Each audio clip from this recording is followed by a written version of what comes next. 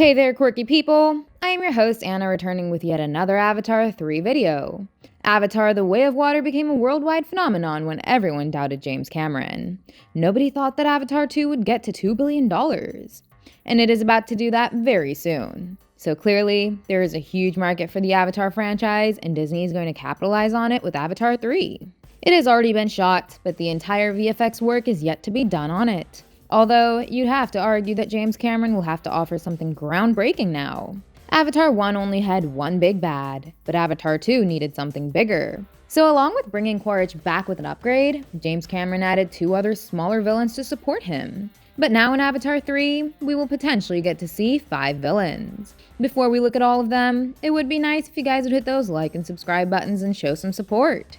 Now with that out of the way, let's talk about the major new bad guys that James Cameron will add in Avatar 3, which are the Fire Na'vi people. So far, we've only seen the Na'vi people as good guys because James Cameron portrayed the humans to be villains. But even on Pandora, evil Na'vi people exist too. It's just like the Skrulls in MCU. Captain Marvel introduced us to good Skrulls. Now Secret Invasion will bring in the bad ones. Similarly, Cameron is about to show the Na'vi people in a negative light. In a recent interview, he said, and I quote, "I want to show the Na'vi in a different light because so far, I have only shown their good sides. In the early films, there are very negative human examples and very positive Na'vi examples. In Avatar 3, we will do the opposite." Unquote. And Cameron is set to do that by introducing us to the Ash people. They will belong to a fire clan that's close to a volcanic biome. And just like the Metkayina are commonly known as the Sea People, Avatar 3 is going to reinvent the wheel by presenting the Ash people in fiery volcanic surroundings. The Metkayina clan was the unique selling point of Avatar: The Way of Water. Now the Ash people will be the USP of Avatar 3.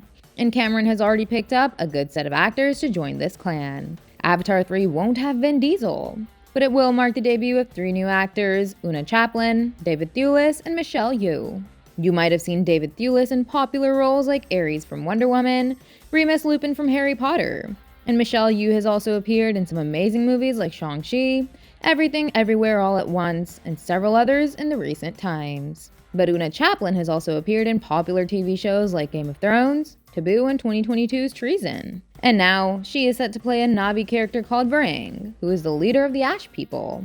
Along with her, David Thewlis and Michelle Yeoh might also be playing important roles among the Fire Na'vi people, but their parts haven't been revealed yet. Besides the Ash people, the next antagonist appearing in Avatar 3 is General Francis Ardmore. Played by Eddie Falco, General Ardmore is a Sec Ops General of RDA.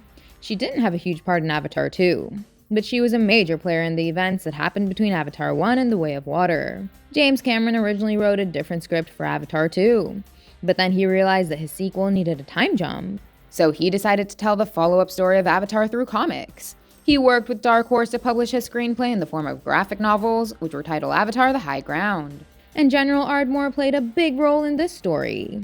She led the humans back onto Pandora by fighting Jake and the Omaticaya people. She was the one who re-established a strong footing by taking over Hell's Gate. And now I believe that she could play a substantial role in Avatar 3 as well. But the villain that the Sullys truly need to worry about is Recom Quaritch. I'll be nice once, then I won't.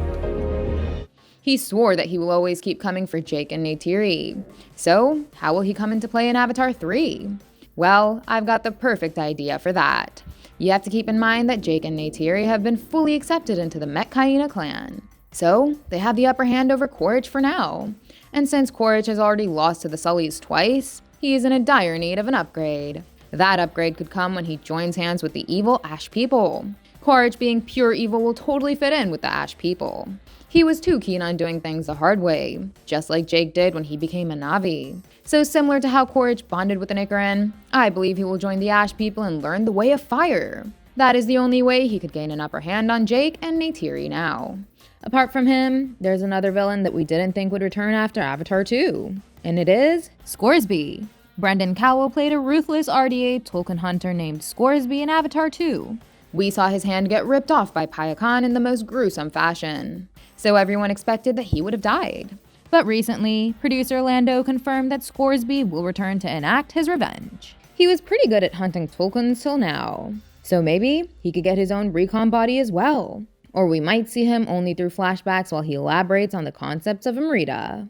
But it'll be interesting to see what James Cameron does with his character. After him, there's another villain that will appear in the movie. But he isn't a bad guy yet. It's just a theory for now. But I believe he will transition into an antagonist in Avatar 3. And this guy is none other than Spider. Jake Champion is set to return as Spider, and he mentioned that Avatar 3 takes a hard left on things. So he could have meant that Spider will turn into an antagonist. He sort of developed a relationship with his father, which allowed them to be sympathetic towards each other. And ultimately, Spider also saved Recom Quaritch from dying. He chose to go with the Sully family after that. But after finding out what he did, the Sullys may not accept him. Neytiri has already been unwilling to accept Spider. But when Jake and Loak come to know about what Spider did, they could also disown him. And that's when Spider could go and join his father to become a part of the Ash people.